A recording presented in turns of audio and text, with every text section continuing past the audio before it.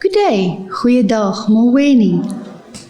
Despite the disruption brought about by COVID-19, we are grateful that we again received excellent applications from prospective law students from all over our country and even further afield to enroll for law programs at Stellenbosch University in 2021 at Maties Law. In fact, we received 450 applications for 50 available places in the BA Law, 1,900 applications for the 120 places in the 4-year LLB program, and 107 BAC LLB and 236 BCom law applications for only 100 places available. Out of all of these applications, we provisionally accepted you. I therefore wish to congratulate you on this achievement. I don't know you yet, but I feel really proud of you. Veels geluk. You've made an important choice to apply to Stellenbosch University, and now you have the opportunity to join a law faculty with a consistent and high standard of legal education over the past 99 years. Other than our more rural setting in the beautiful Cape Winelands, which promises an excellent student experience, I'm confident that there are several reasons why you now may want to elect to register and join us at Maties Law. These reasons include smaller class sizes, a law clinic renowned for its social justice and access to justice endeavours, as well as the various student organisations, structures and publications. A curriculum entrenching graduate attributes which focus not only on knowledge, but also on skills such as communication, teamwork and leadership, dispositions and competencies, including grit, legal ethics, and social awareness. Other reasons must be our excellent academic and support staff. With an average age of 45 years, our academic staff are increasingly diverse, highly qualified and highly rated by peers. Our facilities, such as our law library, with more than 23,000 books, many journals and electronic databases used very frequently by our students, academic support structures, as well as the various opportunities to study abroad or eventually even earn an international joint degree. These features may all influence your decision to join our faculty and become a graduate of a faculty with a reputable and enduring tradition of legal scholarship. Compelling. Essential. Justice. Endurance. Eye-opening. I would say referencing. Exact. Justice. Ethics. Cornerstone. Law is progressive.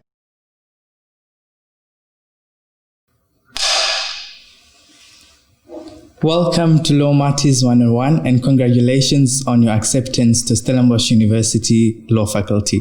My name is Tembeletu Wakwaseisi and I'm currently doing my 3rd year LLB and I'm 20 years old, studied at Oaklands High School in Cape Town.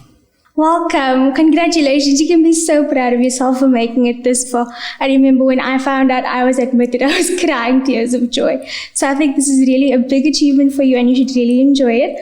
My name is Gisela Vita. I am currently 23 years old. I attended high school in Cape Town where I went to Norman Henshaw High School. Last year I graduated with my LLB degree and I'm currently doing my LLM at Stellenbosch University. Hello everyone and welcome to Maties 101 and congratulations on being provisionally accepted to Stellenbosch Law Faculty. I'm Robin van Eyck and I'm 22 years old. I'm from Stellenbosch and I went to Bloemhof Girls High School here in Stellenbosch and currently I'm a 4th year BAC LLB student. Hi everyone, a huge congratulations on being provisionally accepted to Stellenbosch Law. And welcome to Maties 101. My name is Alex McLaren. I'm originally from Namibia, but I went to high school in Grahamstown at Diocesan School for Girls, or DSG. And I studied BAC LLB. I finished and I graduated in 2017. I'm 25 years old and I then did my honours in accounting and I'm currently doing my master's in law.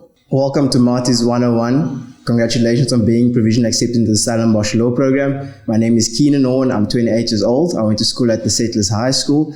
I've done my undergrad in BCom Law. I did the postgrad LLB for 2 years, and now I'm currently busy with my LLM. As my colleague said, congratulations on making it and being provisionally accepted. It's a big achievement. You guys should all be very proud of yourselves. My name's Luke Machman. I'm 23 years old. I went to Mountain High School, and I'm currently busy with my 2-year postgrad LLB, having completed my BCom Law. Welcome to the Marty's 101 Law Faculty presentation, and congratulations on your preliminary acceptance to the Stellenbosch Law Faculty. My name is Sebastian Foster. I'm 23 years old and currently studying in my final year of my BA Law degree, heading into my 2-year LLB next year. I studied at St. Andrews College in Grahamstown, and I'm also the new chairperson for the Juridical Society Student Representative Body. Hello, I'm Professor Richard Stevens. I'm the Vice Dean of the Law Faculty at Stellenbosch University, and I'm also a professor in the Department of Mercantile Law, where I teach company law. I studied BA Law at Stellenbosch University, then a master's degree at the University of Tübingen in Germany, and then my doctorate at Stellenbosch University as well. Hello, I'm Dr. Bradley Greenosh. I'm the student coordinator in the Faculty of Law. I did the 4-year LLB at Stellenbosch University, and then I did my LLD in Mercantile Law at the faculty. Well, I decided to come study law at Stellenbosch University because I feel that the university offers the best lecturers in the country, and I think that it also has a great support system for us. And so I thought it would be best for me to come here to get the best student experience as well as a good law experience. I decided to come study law at Stellenbosch University because of the historical background of the university, the role it played during apartheid, and my vision for South Africa is to heal the divisions of the past. And I thought the law faculty in Stellenbosch has a role to play, and I have a role to play, so I decided to come join hands with them. So the reason that I chose to study at Stellenbosch University was due to the fact that this is the only university that offers the BIAC LLB program, but also I just wanted a change as I have 2 older sisters and they both went to UCT. So I wanted to follow my dad's footsteps as he also came here to Stellenbosch. And the reason why I chose to study at Stellenbosch University is because also both of my parents came to Stellenbosch. Also the fact that I live here, it made it quite convenient. And Stellenbosch also offered the program that I wanted to study.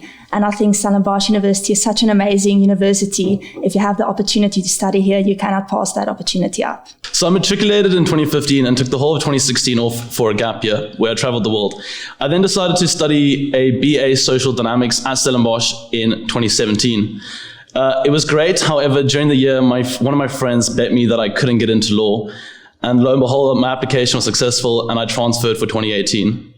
And studying law at Stellenbosch was never a question. It's definitely the best university I could have ever thought of studying law at. It's a great place to study. The town is incredible and the people are fantastic. In school, I was told about the great culture at Stellenbosch University, and I came here before I actually got admitted just to see what it was all about, and I really enjoyed it. And then I applied to Stellenbosch University, and luckily I also got offered a bursary, and I took that bursary, and that's probably the best decision I've made.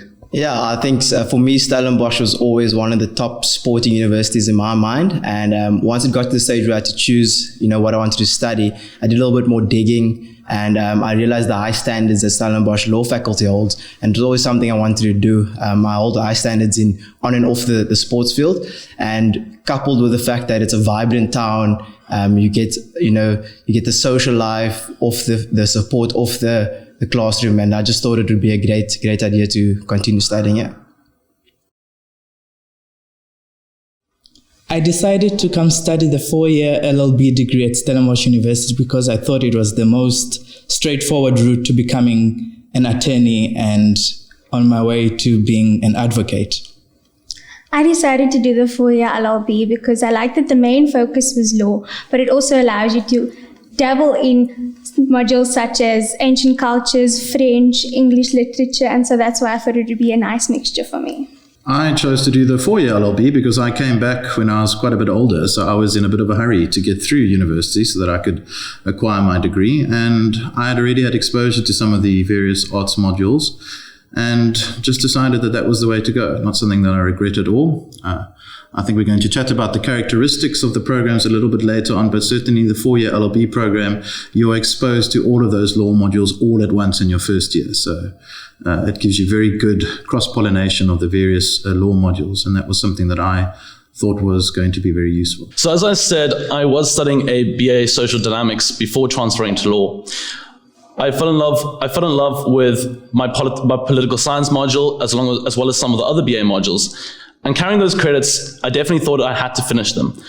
And so taking on BA Law was definitely the best option, as it allowed me to major in both English and political sciences, which I believe are fantastic for the law degree. Learning how to write academically is definitely something which the BA side brings in. And it's not only important for the law field in general, but also just a great skill to have during life. The reason why I chose to study BIAC LLB is firstly, I was also always planning on studying accounting here at Stellenbosch. And then at the end of grade 11, beginning grade 12, I felt that there was like something missing. Like I know that's what I wanted to study, but it just, something in my gut told me like different. And then I came to the open day and also went through the yearbook and I saw BIAC LLB. And I remember sitting in the open day in the old main building and listening to one of the lecturers talking about what we will be doing in law and some of the cases. And I remember sitting there and thinking, this is quite fun. This is what I want to learn more and know more about it. And I think when you hear something and it sounds like interesting and you want to know more, that's a good sign. And that's why I decided to do BIAC LLB. So I decided to do BIAC LLB because this was, I've always wanted to study either law or accounting, and this was actually one of the degrees that offered both at the same time. So my dad's actually a chartered accountant, and my mom used to be the mayor of Windhoek, so I guess I had an influence from both sides. So I think this is the perfect fit for me, and it's something that I really, really enjoyed studying. This is actually one of the reasons why I came back to the law faculty and did my LLM. Well, I think I decided to do BA Law because at school I did German, Afrikaans and English, and then biology, in those days, biology, science. And I can't even remember what my other module was. It's that long ago.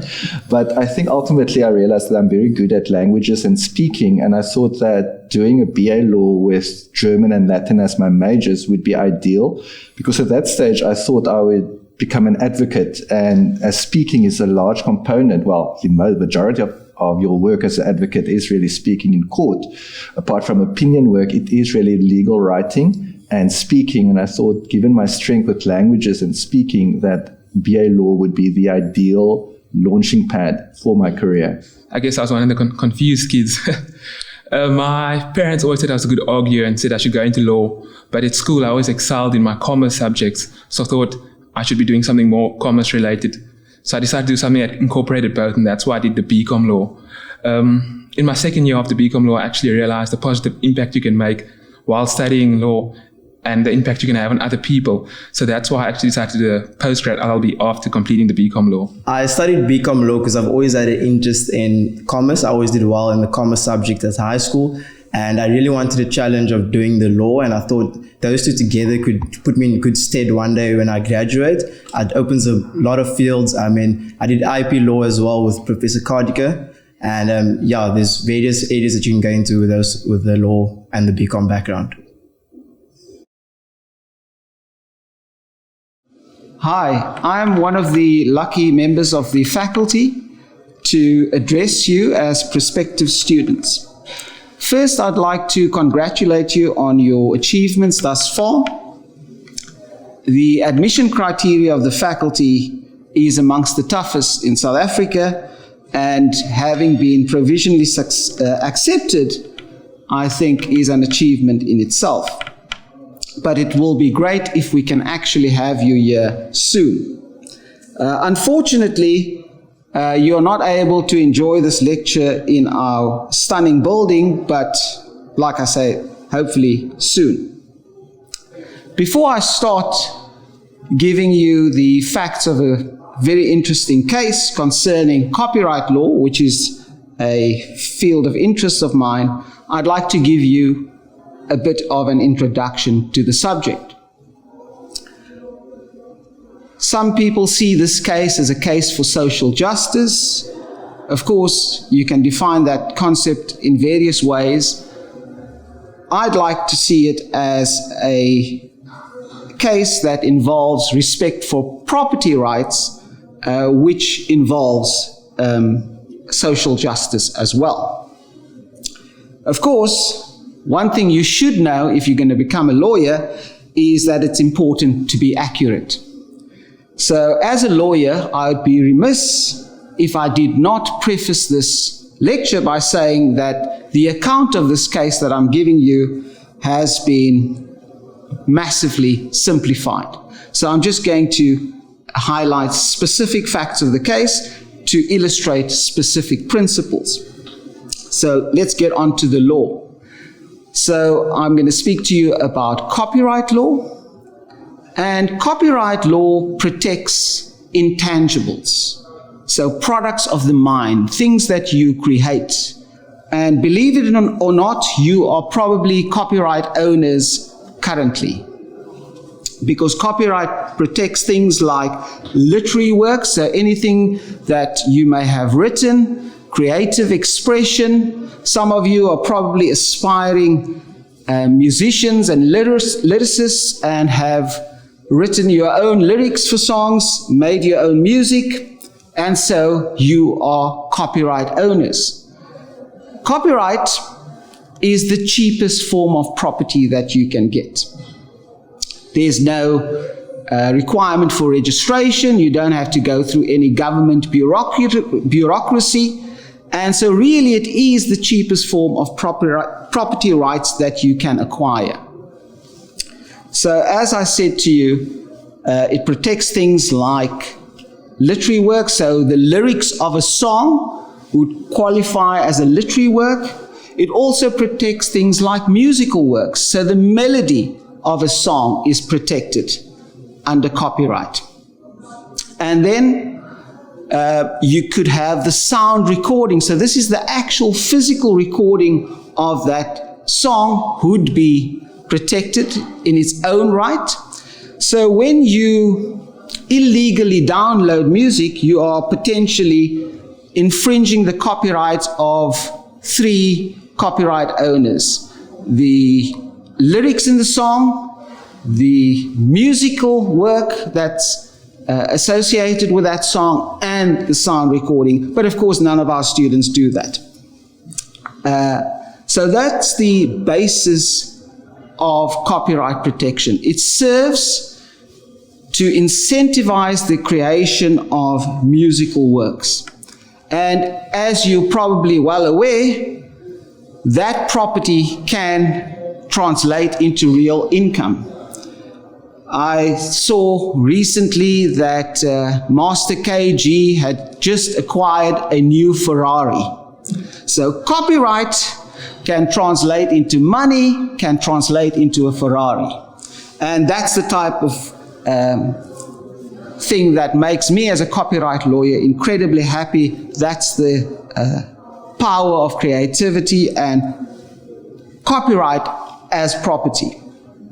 But the case that I want to speak to you about is probably not as heartwarming as the Master KG and Jerusalema story, because the creator of the musical work in question did not benefit in his lifetime. In the end, there was a good result, but not in his lifetime. So a few years ago, the radio personality Paul Gambaccini did a short series of musical works called The Greatest Hits of the World. And it featured one song from Africa. And that was The Lion Sleeps Tonight. So most of you have heard the song, but you don't know the story behind the song. And you may not even be aware that the song came from KwaZulu-Natal in South Africa. The composer of the melody in that song was somebody called Solomon Linda. And the song, the original song, was known as Mbube. And it was composed in about 1938. And of course, there may never have been recognition for Solomon Linde's contribution to the song and its origin in South Africa, but for an article that appeared in the Rolling Stone magazine written by the journalist Rian Malan. Incidentally, if you think that this is the closest that I've gotten to Britney Spears, you'd be wrong. But if you want to hear the story about that, you'll have to come to the faculty and hopefully bump into me in the corridor and ask me about my time with Britney Spears. So, Rian Malan's article in the Rolling Stone magazine spoke about Solomon Linde and how he had died penniless in 1962 and that his family were destitute. What made this story so touching and tragic was that his music featured in the Disney's Lion King musical production, which was of course also turned into a very successful film and was earning Disney millions in the process. And this song featured prominently in that. Of course, Disney positions itself as a very wholesome company and didn't like all this bad publicity. If you want to know how the song goes from South Africa to Walt Disney's production, we can just briefly have a look at the soundtrack. So this is the original by Solomon Linde and the Songbirds. And I want you to have regard to the melody of the song.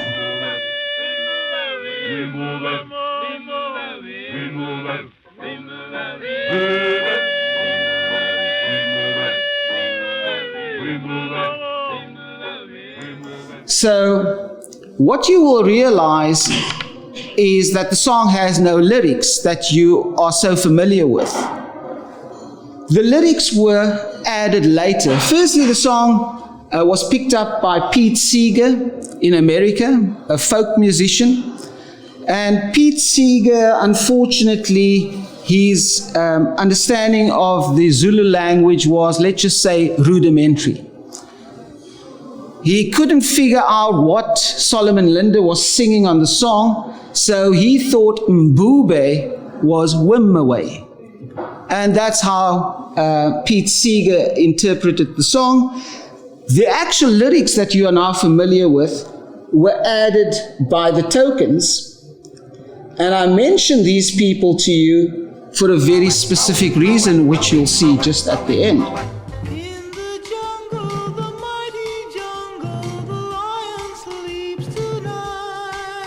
But the Tokens added the English lyrics that you are now familiar with.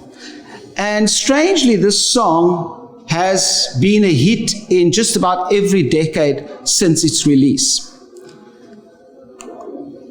And that's the picture of course, the stage production.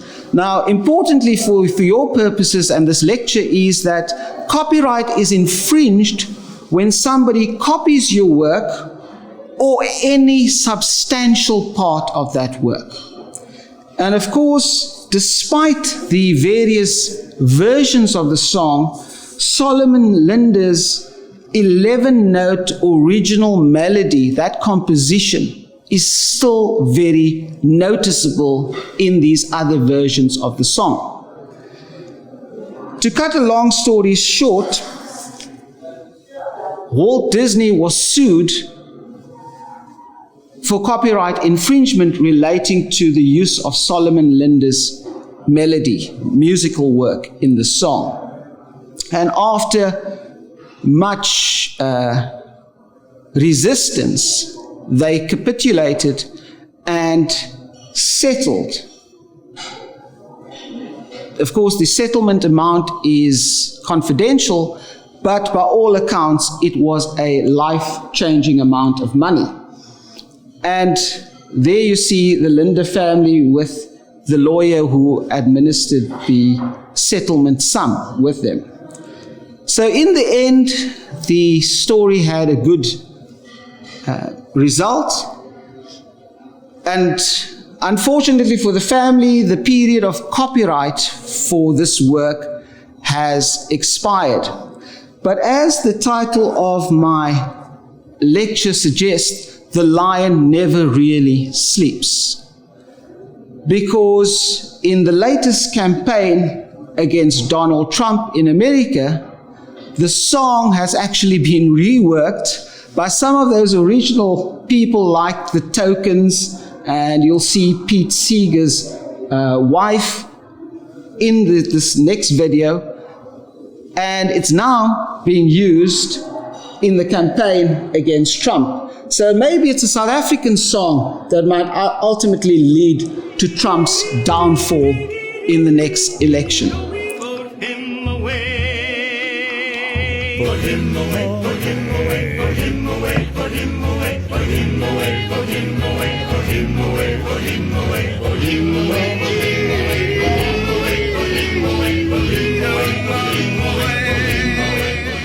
So I hope you enjoyed that trip through this song, and I hope to see you in my lecture soon. Thanks. I think the biggest difference between high school and university was the workload and the need to balance your life better than you ever had to in high school. In high school, I was definitely the person who could stay into space and come out with an A, and it's just not the same in law school. I think it taught me that you need to actually focus in law school, and you need to pay attention, write down your notes, practice, learn good time management, and also learn to say no, because you have to have good boundaries and discipline in order to focus on your schoolwork. I think the biggest difference between high school and university is time management and also put in self-belief. Because in high school, you believe in yourself so much, and there's so many people that are supporting you. And in varsity, you have to be your own motivator, and you have to be that person that will say, this is the time to do this, and this is the time to do that. So the difference between high school and varsity, simply time management. If you manage your time wisely, you can do this. I think the biggest difference for me from starting at university was the idea of having to meet new people and having to start fresh. So I went to school my whole life in Stellenbosch. I knew everyone here, so I never had to start somewhere new. And I think that's what something that was worrying to me, is that the idea that I had to meet new people and make new friends. But the faculty is very supportive with that. You have your law welcoming program as well as your residence or PSO welcoming program. And I encourage everyone to attend those things. And you also have a mentor in the law faculty, so there will be a lot of opportunities for you to meet new people. And yeah, you don't have to worry about those things. Okay, so the biggest challenge for me was coming from a boarding school where you had a strict routine, and then coming to varsity where you had quite a lot of freedom. So the biggest challenge for me was waking up on my own for those 8 o'clock lectures and making sure that I made all of my classes. However, if I knew that I had a very early start to the next day, I would make sure that I went to bed early, got all my work done, and that's how I overcame dealing with all the freedom. I think the biggest difference for me coming from high school was I was always one of those learners who was able to memorize work and not really engage with it. And I think what law does to you, it's something that's alive, it's all around us. And I really had to focus on applying the work that I've been learning. So application and engaging with your work is a major one for me. I remember my first year with Prof. Iman doing Private Law 101. I had to go home after every single lesson and just try to understand it instead of memorizing. So that's the big one for me. Engage with your work. For me personally, I would say it's learning to manage the workload. Varsity, it's a lot more work that you have to do. And just learning to motivate yourself and keeping yourself motivated. You have to be very independent. And the other thing would be making friends. It's a lot more difficult than it was in school, because obviously you're not forced into a classroom and you can come and go as you please in a way. But yeah, luckily doing the BCom law, you normally go from class to class and you have the same people in your class. So that's quite a nice aspect of it.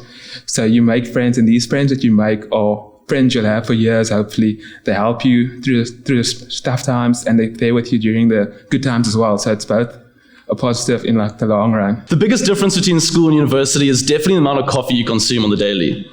Aside from that though, school is definitely a small comfort zone. You have a close relationship with all your teachers and your friends, and unfortunately at university, at first, that is not the case. Coming to university is a lot more intimidating. However, if you do take the initiative and make good friends, and make friends with your lecturers, you're definitely going to be set for a great time. Professor Stevens, the Faculty of Law tries to instill an element of self-responsibility, self-ownership in all of our law students. Yes, there is a lot of support that is on offer, but this gradually tailors off as we expect our students, as they become more senior, to become more comfortable with what it means to navigate the academic space. We are, after all, preparing them to be professionals. What do you have to say to grade 12 students about opportunities that are available at the faculty and maybe a bit of the world outside of the classroom? What should they be looking out for, and what should they be focusing on? I think that's a very good question, and I think they should be excited, or you should be excited to come here and to study law, because there are various opportunities which are not part of the formal curriculum. So you will be, for example, be able to participate in moot court competitions. Now, a moot court is basically, if you watch Suits and you sit in a court of law, you argue for the plaintiff or for the defense, and that essentially is a moot court. You have such a competition, and then there are national and international moot competitions that we send our students to. In your final year, for example, you are allowed for the final semester to go abroad to one of our partner universities to complete your LLB abroad. And then during your time at Stellenbosch as well, there are various courses available to you which will not be formally part of the curriculum, but for example, in leadership, which you can do. We also have programs where people may assist in prisons. The Ubuntu project, where one of our lecturers educates prisoners at the Brandplay prison. So we do also a lot of non-profit organization type work within the faculty, and we're always looking for volunteers, and which will set you apart when you apply for a job one day. Law firms will look at what did you do more than your ordinary or other student who just studied law and nothing more. I cannot agree with that more. You will have those opportunities, grade 12s. Whether or not you seize them is going to be completely up to you. Professor Stevens, we've spoken a little bit now about the BA Law and the 4-year LLB. BCom Law, the BAC LLB, what are the main characteristics of those programs firstly, and then we'll talk about all of the law programs collectively again. Well, to start off with the BAC LLB, it's essentially 2 degrees in one. You are doing a BAC degree and you are doing a LLB degree. So you essentially do all the law modules and essentially all the BAC modules within 5 years. The BCom law degree is more focused on entrepreneurship during your BCom years, where you would do things like financial accounting, economics, so more geared towards the business world. But your core law modules are exactly the same as they would be with your BA law and your BAC LLB and your LLB 4 years. So there's no difference when it comes to content and the core law modules that you would do over these 4 different routes that you can take to obtain your LLB degree. Now, that's a very valid point, because I think a lot of students might be under the misapprehension that if they take a particular degree program, that they are somehow limited to a particular career choice. Now, you straddle both the professional world, being a director at a law firm, and obviously your role within the faculty. What do you have to say about that? I mean, what are your options in terms of future career choices dependent on your undergrad program? I think one should be mindful not to make up your mind before you start your law degree, as that what you choose as your launching pad will be where you're going to end. Like I said, I thought I was doing BA law because I'm strong in languages and writing, which I think I am, but I didn't think that I'm good at the commercial side of law. And lo and behold, I practice law in commercial and I teach law in the commercial field. And I'm aware of a number of partners in the big 5 law firms who studied BA law and are now doing mergers and acquisitions. So just because you did a BA law doesn't mean that you are not going to become a commercial attorney. Simultaneously, just because you did a BCom law doesn't mean that you're going to end up becoming an entrepreneur or working as an attorney. You could end up working in an NGO and running a non-profit organization, because entrepreneurial skills are just as important in a non-profit organization, because it's still essentially a business which you have to run. I couldn't agree with that more. In conversations that we've been had over the years with people that I know, alumni, so many of them make the point that what they thought they were going to do when they left university and what they are doing now is completely different. So the scope really is amazing in that context. I think that's important what you said, because in a sense, what you need as a law student is to embrace uncertainty, because that is something that you are going to be confronted with for the duration of your law studies. Nothing is ever going to be certain, unlike other fields, for example, like the exact sciences. So the fact that you may not be sure what your ultimate career will be, for me, is a positive, and you should embrace that uncertainty. State prosecutor or academic? In 10 years' time, I see myself as a legal practitioner, either working in my home country or for an international organization. Hopefully as a judge on the Western Cape High Court. Advocate. At the Cape Bar Association. A professor in human rights law. As an attorney. In 10 years' time, I will be either a chartered accountant or an attorney. Probably working for the United Nations somewhere. Mediator or arbitrator.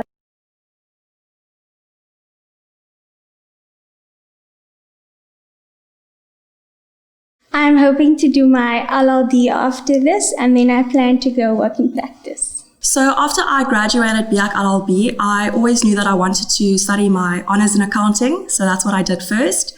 And then I'm actually signed at Deloitte now. But I chose to rather stay on at the university. So I'm currently an academic trainee. So I'm actually lecturing at the School of Accountancy. So I'm actually the financial accounting clerk.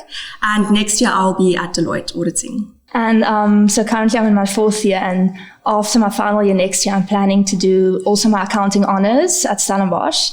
And then afterwards, I'm planning to do my accounting articles, which I will start applying for next year. And when you do accounting articles, you decide between 2 routes, and I'm planning to do my articles at one of the financial services divisions. Well, like I said, I was quite confused and I wasn't too sure what I wanted to do. But then in my 2nd year of studies as well, I started doing a bit more research into law and the different fields you can go into. And I actually decided that I want to be an attorney. So this year I applied at a couple of law firms, and I actually recently signed with Waxman's Attorneys. So my plan is to become an attorney at Waxman's Attorneys and hopefully work my way up and become a director there. Yeah, for my immediate future, I'd like to attend the Tokyo 21 Olympic Games with the field hockey team for South Africa. Thereafter, I'd love to pursue my law career doing articles, but I would love to couple that with sports law or even tax law. So that's my passions, and I'd love to combine what I do on the field and off the field and make the best for me. My future plans are still quite up in the air, but I know an idea of where I want to go. I definitely would love to go into criminal law, probably the state prosecuting authority. Aside from that, I would love to create and develop anti-bullying legislation in South Africa, and that would obviously require me to go into the legislature and therefore politics. My far goal deep down the line is to become a judge, but that is only in plenty of years' time. So until we get there, we'll see what happens. My future plans initially I wanted to be an advocate and a practicing lawyer, but now I've since changed since coming to Stellenbosch. I want to go into government because I've been inspired by Professor Liebenberg, who teaches constitutional law at the faculty, and she's inspired my passion for constitutional democracy. So the title of my lecture is Human Rights in a Global Pandemic. The coronavirus pandemic of 2020 has killed 1 million people worldwide and over 16,000 people in South Africa thus far. It has disrupted our healthcare systems, our economies, our political systems, our religious practices, and social bonds. Even when effective treatments and a vaccine for COVID arrive, the pandemic has shown how vulnerable we as humanity are to looming crises such as pandemics, climate change, and environmental breakdown. The question is, what can human rights enshrined in the Bill of Rights of our Constitution and in international human rights treaties contribute to coronavirus response and recovery systems in South Africa and globally? Is it not more useful to rely on public health and economic data and policy making rather than the vague, idealistic norms of human rights? And what about giving government the maximum latitude they need to respond to a crisis rather than burdening them with human rights duties? My central argument in this lecture is that human rights provide valuable tools that can help states respond to the pandemic in a way that builds fairer societies and economies. Such societies will also be more resilient to future shocks. So my first argument concerns the values on which human rights are based. The values of human dignity, equality, and freedom lie at the heart of human rights and are also the founding values of our South African Constitution. These values require the state and private actors to recognize that every life is equally valuable and that all should have the civil and political freedoms and economic, social, and cultural means to develop to their full potential. A response to the pandemic based on these human rights values would ensure that all people are treated with respect. It would acknowledge their agency by, for example, providing them with opportunities to participate in decisions that affect them. And finally, all such measures should be carefully studied to ensure that they advance the conditions that are consistent with human dignity, equality, and freedom. My second argument is that human rights can help with priority setting. At the center of human rights is the idea that these rights are most important to groups who are disadvantaged and vulnerable in society. In other words, those whose human rights are most at risk.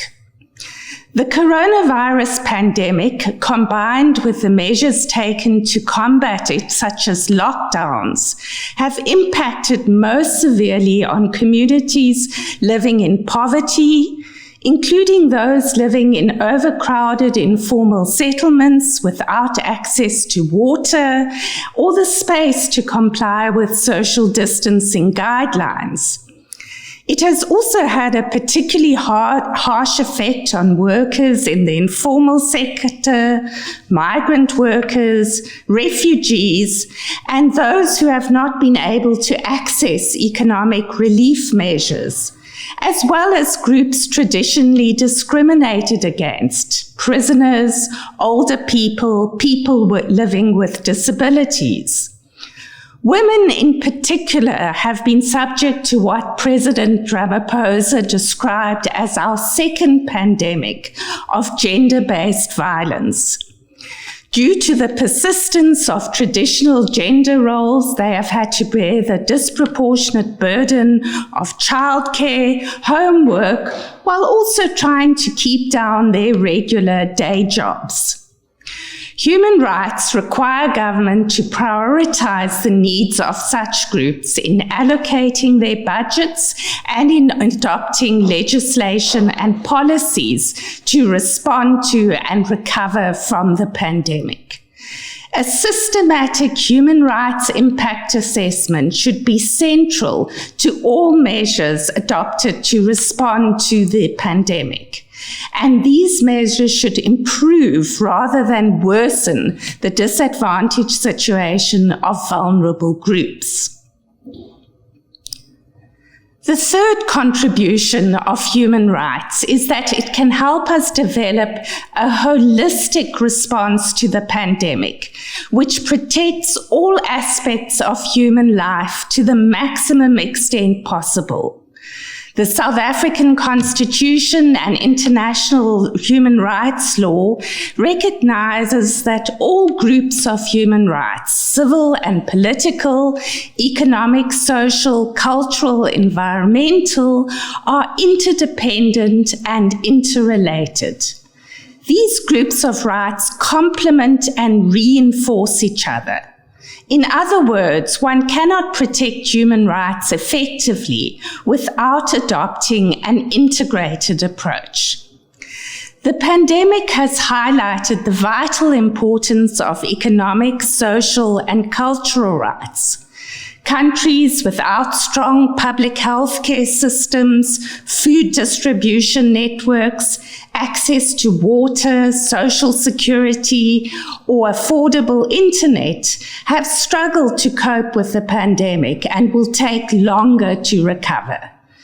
As the UN Committee on Economic, Social and Cultural Rights has stated, these rights are indispensable to countries' strategies to respond to and recover from the pandemic.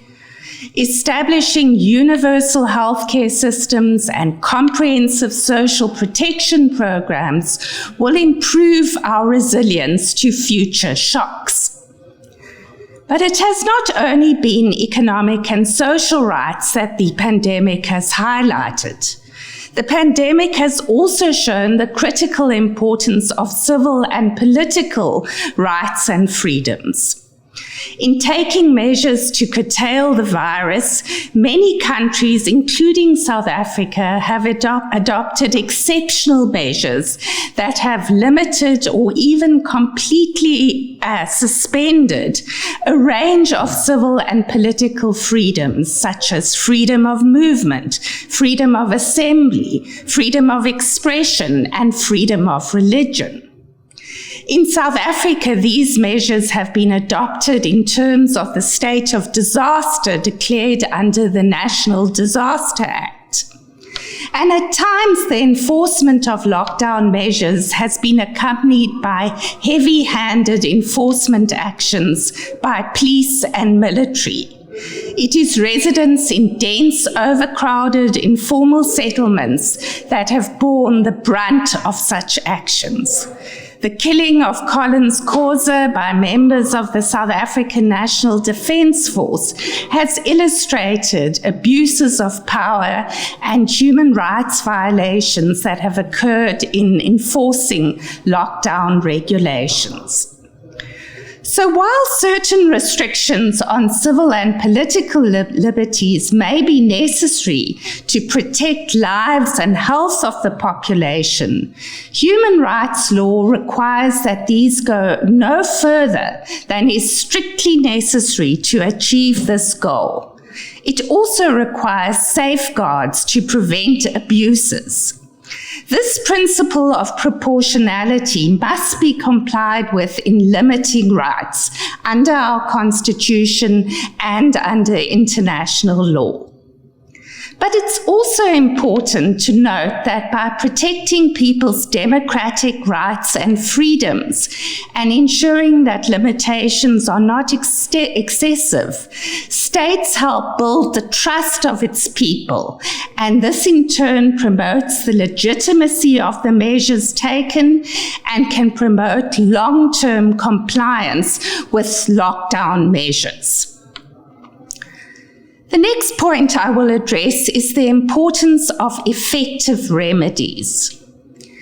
Human rights can help promote accountable government, particularly in crisis and emergency type situations.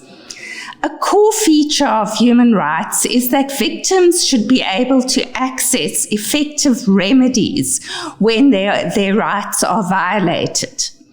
Judicial remedies play a particularly important role when serious human rights violations occur.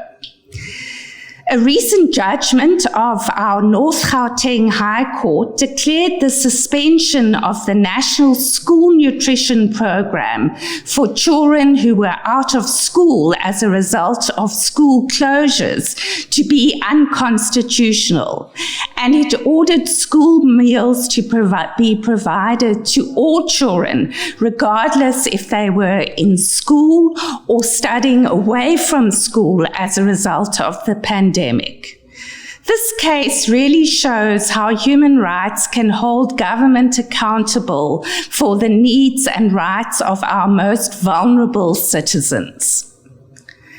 The final point that I will briefly touch on, which a human rights perspective brings, is that of international assistance and cooperation. A basic principle of human rights law, particularly the International Covenant on Economic, Social, and Cultural Rights, is that international assistance and cooperation is a key feature of human rights law. This pandemic has highlighted as never before that we live in a globalized world where the fates and fortunes of all are intertwined. As the UN Secretary General noted, if one country fails in its efforts to control the spread of the virus, all countries are at risk. The world is only as strong as the weakest healthcare system on the planet.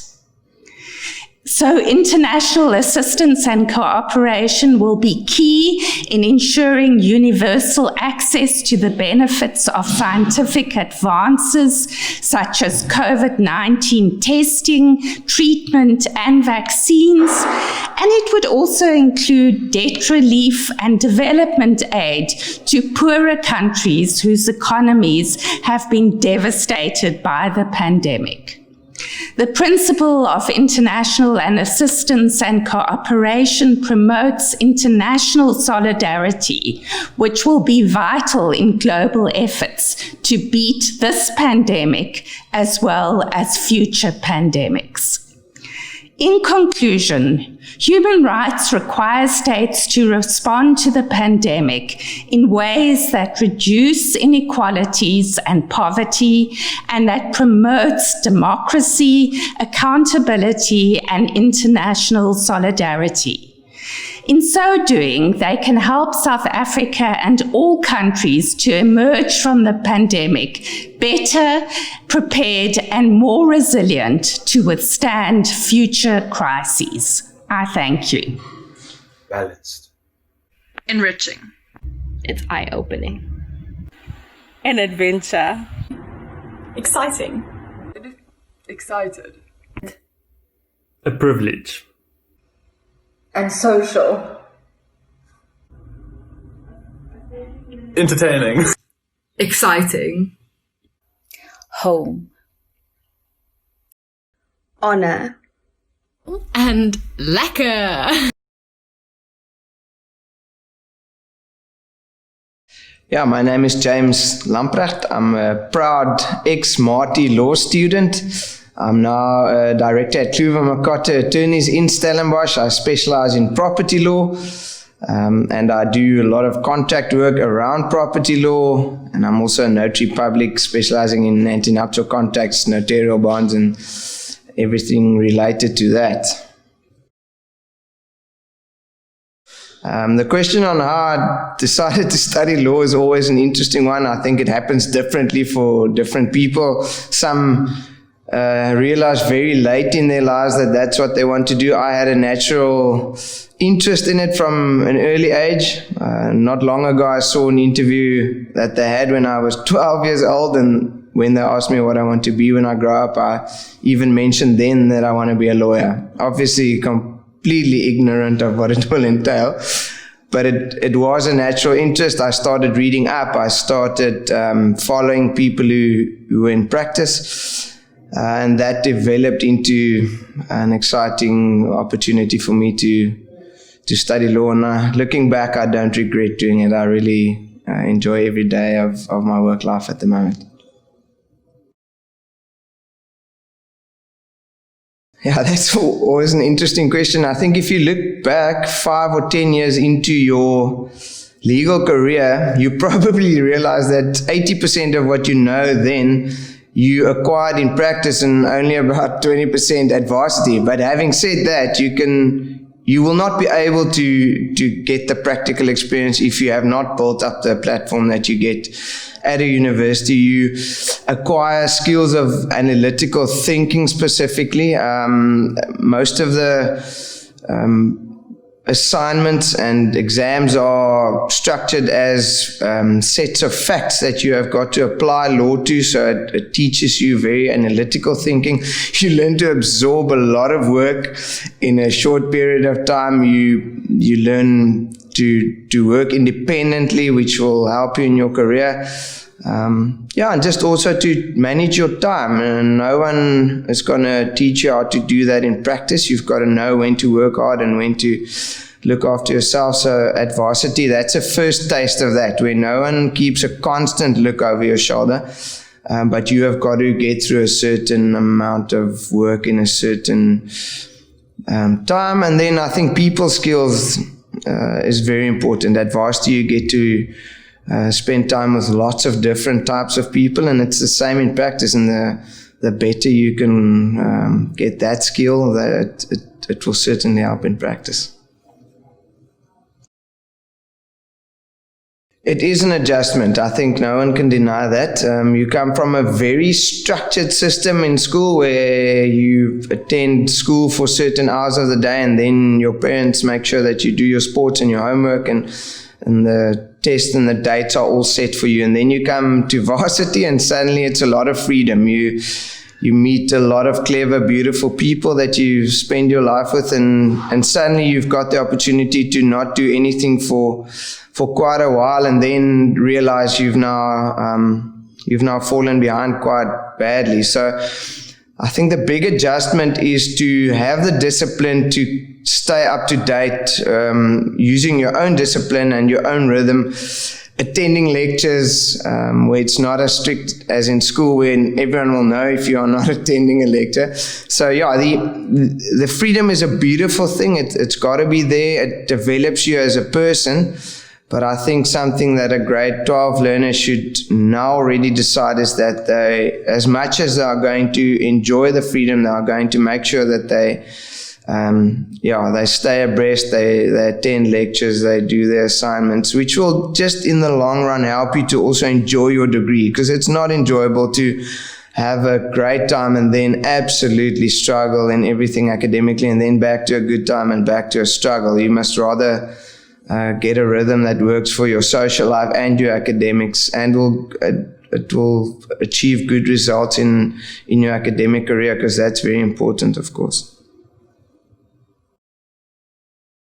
Absolutely. I think not all of the people who study law end up working in a law practice. It's one of their options, but it's one of many.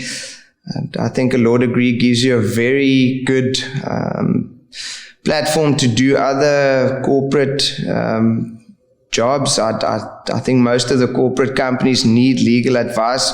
Many of them have appointed legal assistants in-house so that they have that to their access every day.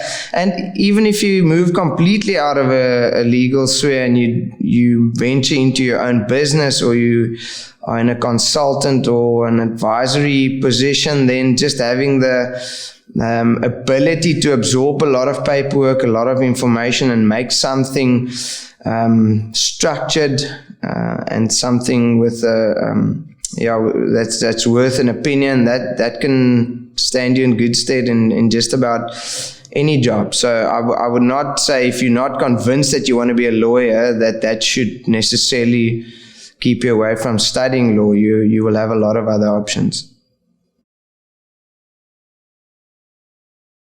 Yeah, I'm proud to say that I studied at Marties. It's wherever you go in South Africa, it is a well-recognized legal faculty.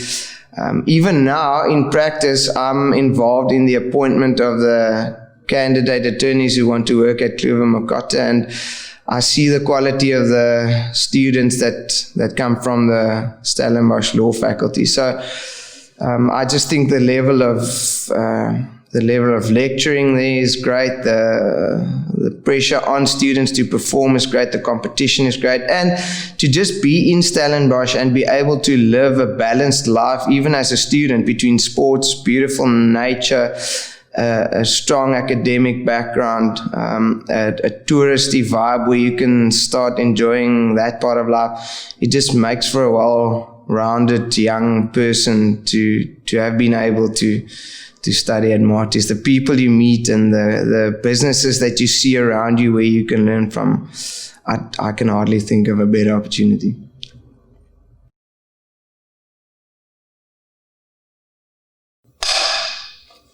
What you can start doing now to prepare for varsity is to forget everything that's happening right now and focus on your upcoming final grade 12 exams.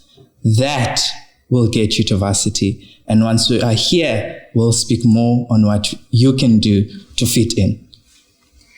I think the greatest advice I would have for prospective law students is that I would suggest that you read as much as you can and learn to read a vast amount of works in a short period of time with understanding, because that will take you far in your law degree. Something that you can incorporate now is learning to love reading.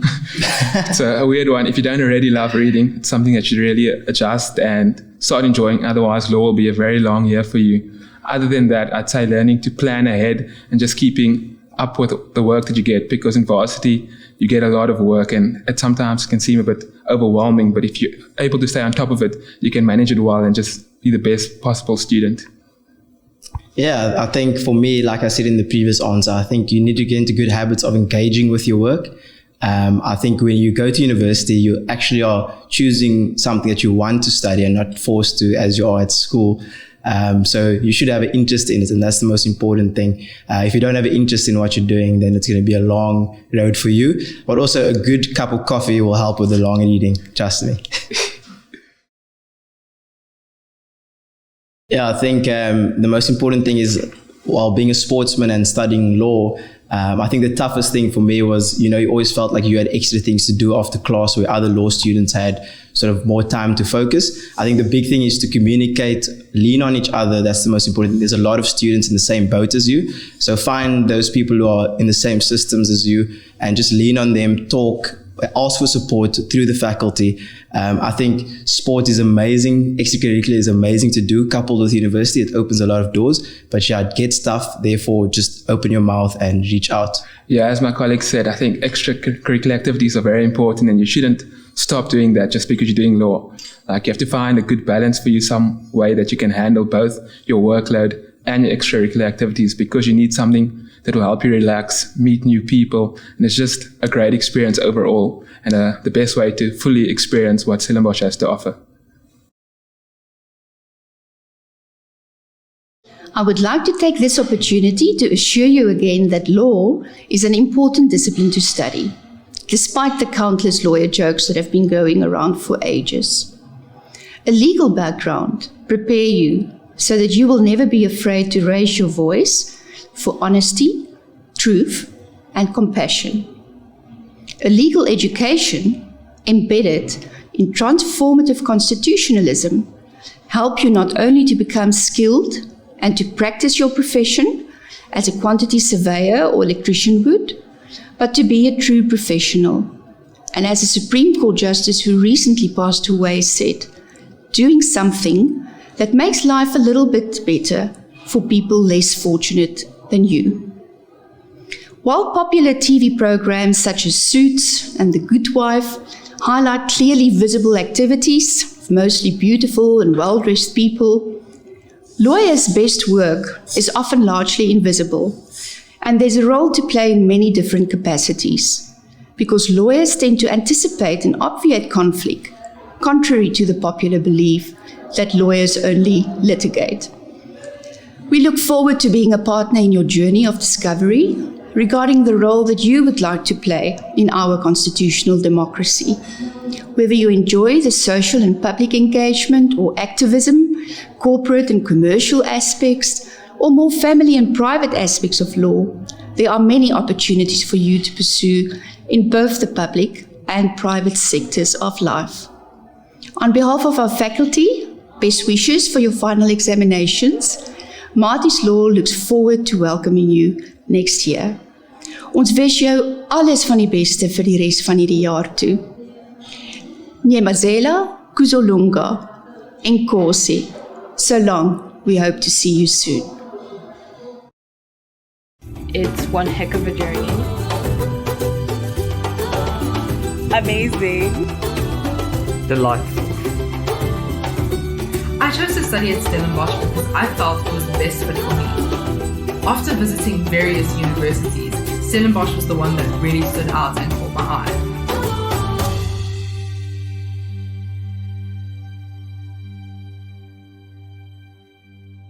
James, our final question. What makes a good cup of coffee?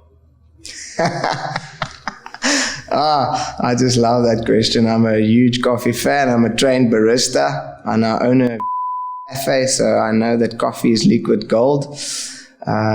You can mess up a coffee in one of about 3 places. One is to under or over extract the coffee while the beans are being ground into the portafilter. Second one is the milk. I think it's probably the most important one. You can either burn the milk or make too much froth. And then the third one is the pouring. If you have a good barista, you will pour the milk into the coffee in a way that you won't need anything else than that. Did you drink a lot of coffee as a law student? I don't think I appreciated coffee as much as I do now. I think every single break I went over to the Nielsen and had a coffee. I can't remember whether it was great or not. It just kept you alive at the time. But now I would know a good coffee from an average one.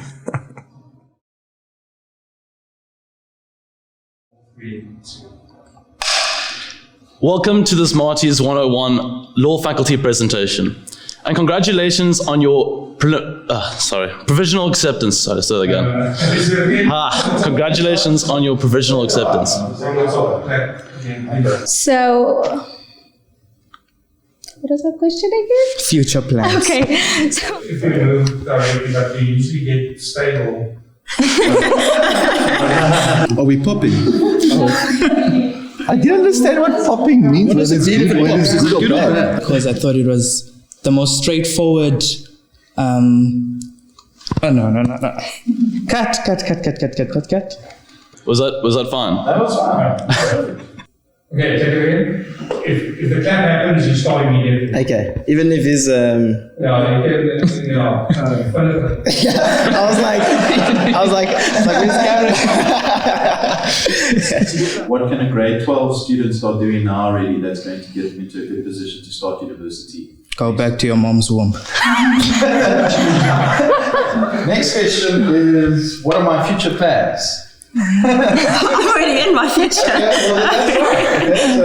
What about the BCom and the BAC LLB? I'll leave that to you. What's the detail of them again? The core law modules. I decided to do the. Sorry. Okay, you can start with your part. Okay. Take your mark and Give on the das and alles. Yeah, there we go. Okay, I'll start this off.